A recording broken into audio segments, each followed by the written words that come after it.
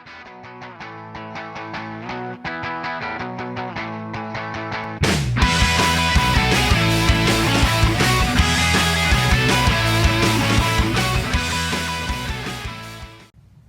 everyone, I'm Vicky. And I'm Victoria. And we want to welcome you to our first official episode of the News Report with Vicky Victoria.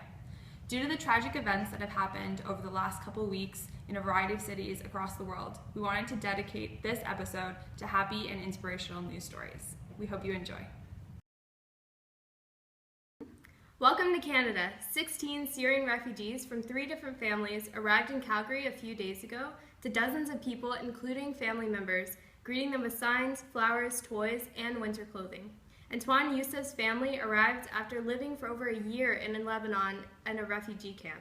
He told reporters, "I'm so proud for my daughters to be raised here in Canada, in this great country. You have democracy, freedom, friendly people, everything." The families were sponsored by the Roman Catholic Diocese of Calgary in partnership with the Calgary Catholic Immigration Society. Hopefully, many more families will be able to come to Canada and find refuge. Peru is creating a 3.3 million acre national park in the Amazon in an effort to protect the jungle's wildlife and indigenous communities from illegal logging, mining, and tree farming. The Amazon has suffered massive damage over the last 50 years, destroying an area larger than the size of France and Spain combined.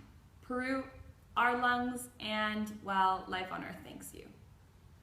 Fighting inhumanity with humanity. In Paris, a solemn candlelight vigil turned into an impromptu chorus of the song Hallelujah, and a young Muslim man stood in a crowd and asked Parisians to hug him if they trusted him. Hundreds did. In Beirut, a story of a man who sacrificed himself in order to prevent a more severe attack has been shared over 1 million times, and he's rightly being called a hero. A new low, but in a good way. UNAIDS just released a report detailing that the deaths and number of new infections from AIDS is falling globally. There were 2 million new infections in 2014, down from the peak of 3.1 million in 2000.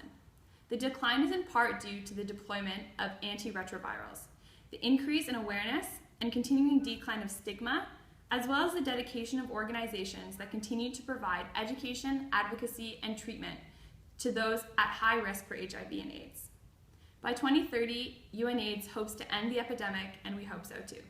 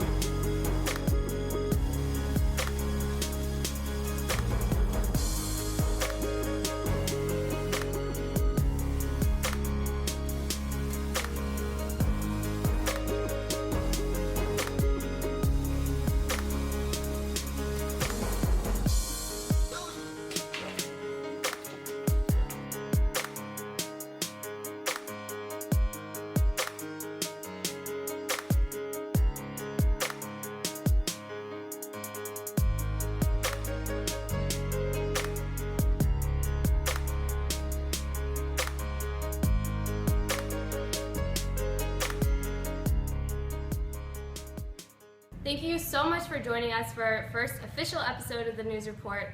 We hope you enjoyed our happy and inspirational news stories, and we will see you in 2 weeks.